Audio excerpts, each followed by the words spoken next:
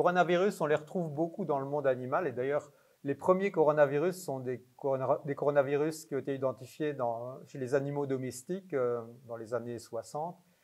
Et ils ont la particularité de sauter facilement la barrière d'espèce, c'est-à-dire qu'ils peuvent facilement passer d'une espèce animale à l'homme, par exemple. Et c'est une de leurs particularités dans la mesure où ils peuvent s'adapter très facilement à aux récepteurs équivalents chez l'être humain ou d'autres animaux également. La particularité principale, c'est que les coronavirus ont une structure avec une forme de couronne autour de la particule, d'où le nom coronavirus, parce que ça rappelle la couronne solaire qu'on observe en regardant le soleil. C'est une structure très particulière par rapport à beaucoup d'autres virus et on les reconnaît très facilement en microscopie électronique. On distingue chez l'homme 7 coronavirus. Il existe 4 coronavirus qui sont des coronavirus responsables de pathologies relativement bénignes. Et en général, ils sont responsables d'un rhume. Les 3 autres coronavirus sont les coronavirus hautement pathogènes, qui sont maintenant connus quasi de tout le monde, puisqu'on a parlé beaucoup de ces coronavirus, en tout cas le SARS-1 et aujourd'hui le SARS-2, mais également le MERS qui est apparu dans la péninsule arabique en 2012.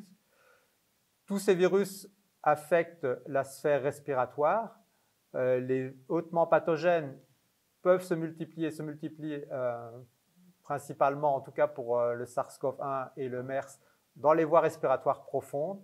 La particularité du SARS-CoV-2, c'est qu'en plus de se répliquer dans les voies respiratoires profondes où il induit une pathologie relativement grave, il peut se répliquer également dans les voies respiratoires supérieures, ce qui l'aide à se propager plus facilement dans la population. Donc il allie à la fois les propriétés des virus peu pathogènes et les propriétés des virus pour se diffuser rapidement dans la population et les propriétés des virus hautement pathogènes, le rendant agressif vis-à-vis de l'organisme.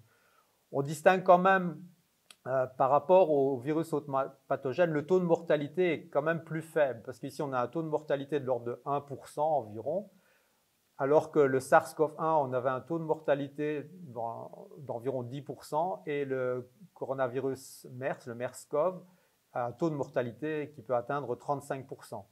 Mais ces 2 derniers virus se propagent beaucoup moins facilement.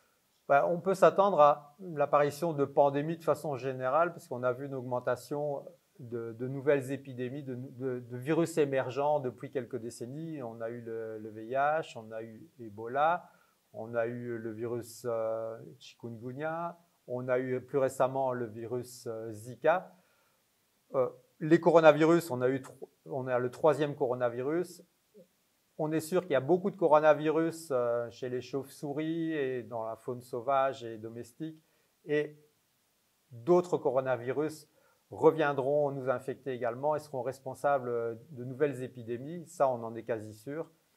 Ce qu'on constate aussi, c'est que l'émergence de toutes ces pathologies virales est liée essentiellement à l'empreinte de l'homme sur son environnement, ses capacités de se déplacer très rapidement, en gros, à son altération de son environnement. Et je pense qu'il faut revoir complètement notre relation à la nature pour essayer d'intégrer cette composante-là, sinon on aura des conséquences désastreuses pour notre santé.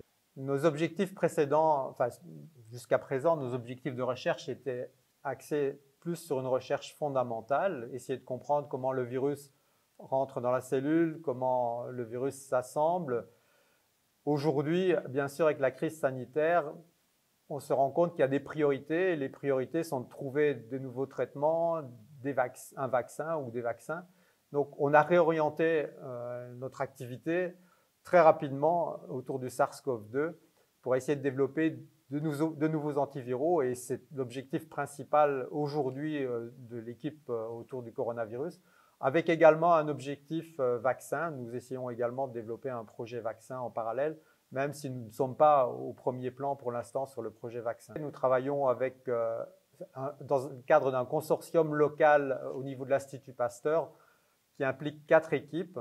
Une deuxième équipe au sein du Centre d'infection d'immunité de Lille, qui est l'équipe de Prissy Brodin, qui nous amène ses compétences dans les criblages à haut débit pour essayer d'identifier des nouveaux antiviraux.